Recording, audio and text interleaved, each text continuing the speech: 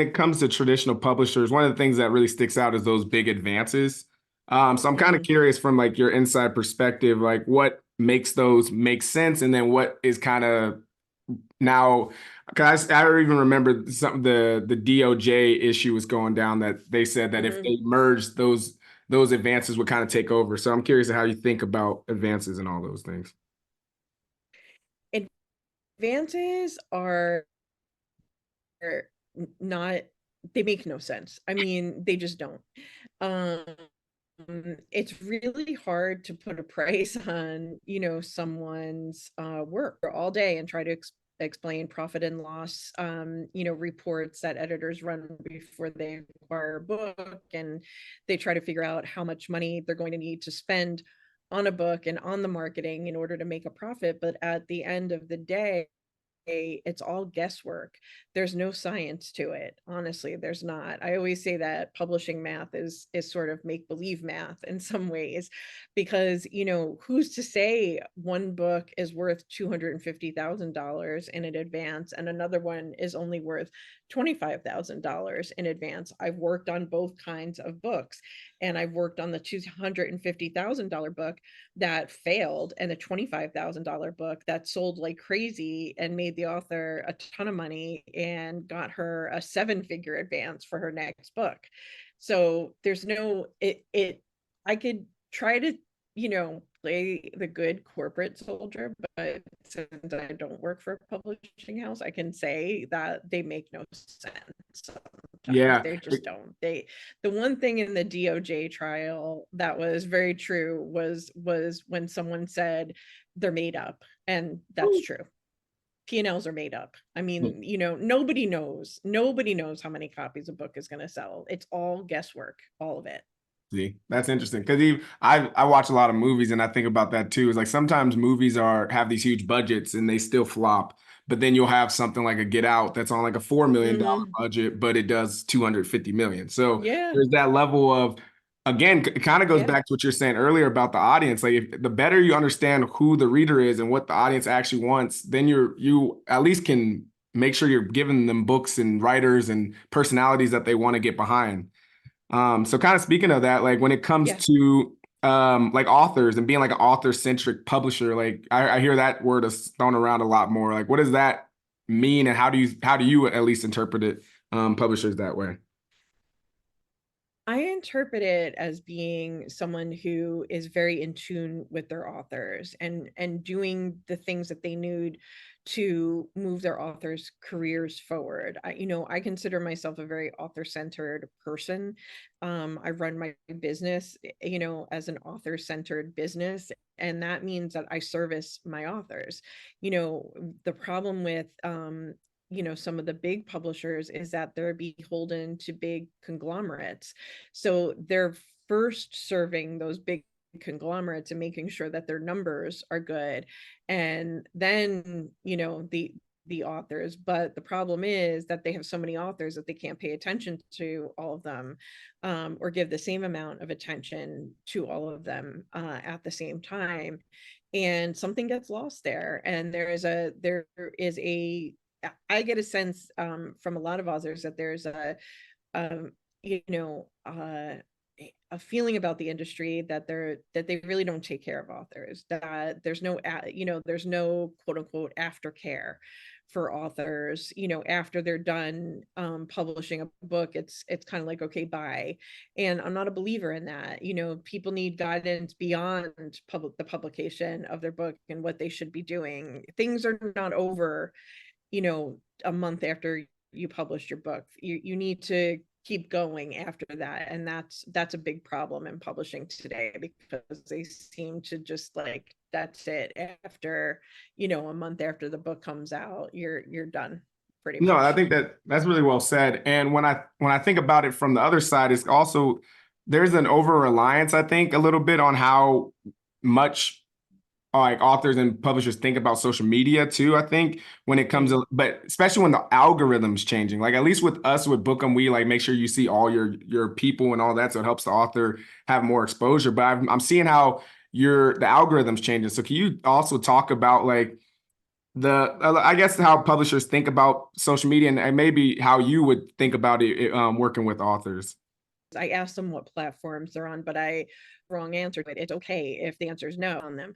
So when if someone says, well, I'm not on any platforms, that's okay, because then what we have to do is figure out who do you know on all these platforms that can help you promote your books. And that's why I write about, the digital surrogate and what that person can do for you. And a digital surrogate is somebody who has a robust following on either all the platforms, a particular platform. It can be more than one person, and they're really the people that or may know or may want to get to know platforms that you're not on. As far as publishers, I on another person's company, another CEO, another somebody's algorithm that they created to benefit in a certain way, instead of thinking about it, how are we going to promote this book on our own? Is there a platform we can build of our own that we can promote these books on, instead of depending on social media? Because it's so fractured right now, you're not going to get the same kind of audience engagement that you would have 5 years ago. Yeah, I keep thinking that too, and that's honestly one of the reasons we built Bookum is like because you need that community to know about books and get behind books. Mm-hmm. And I think it's interesting that publishers haven't. They still rely on, say, like an Instagram or a Goodreads to do some of their social media when they have enough authors, they have enough books, and I think that also goes into it would help with branding too if you Mm-hmm. are on a platform that is like ran by Simon Schuster and they're putting out a book, you might actually go to the bookstore that day and be like, I want a Simon Schuster book specifically or this. Yep. Where I don't know if that ever happened. I don't think I've ever personally walked into a bookstore and said, I'm going after a HarperCollins book. It's kind of just like Yeah. it's really more of a author thing. Yep, totally. And that's the thing that I think needs to change a little bit in publishing, because a HarperCollins book can be one of their very many imprints. A Mm. Simon and Schuster book isn't just a Simon and Schuster book. There are so many imprints in that company. So it's like, what makes that book particular to that imprint and that publishing company? And Yeah, I and think it's important to redefine that a bit in the time we're in right now. yeah, I agree. Because like even when it comes to like a Reese, like if Reese Witherspoon puts out a book, people go rush to the store to get it. I'm sure Exactly. if Exactly. when you talk about it on Publishing Confidential, people are like, oh yeah, I'll go get it because Kathleen talks about it. We get behind those things. So if you have a community space or an app or whatever, I think people would be more likely to go jump at those books because they've talked to the author now and they've seen how you have marketed this book and they've seen Yep. behind the scenes of things. I think that's just where I think that's an easy way for publishing to expand in this social economy. That's just me kind of thinking out loud. um, I would love I to, think you're right. You're right, yeah. though.